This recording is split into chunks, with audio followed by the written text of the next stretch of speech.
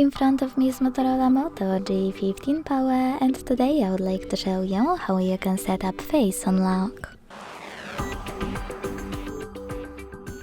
Begin by opening Settings and scrolling to click on Security and Privacy. Then you need to hit Device Unlock and tap on Face Unlock here to enter your screen lock and hit Setup twice. Then keep your face in frame and follow all of the instructions from your screen.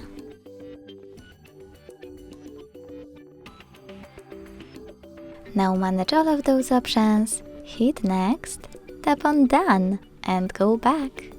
So finally, when I switch off my screen and turn it back on, I can see that Face Unlock is working properly.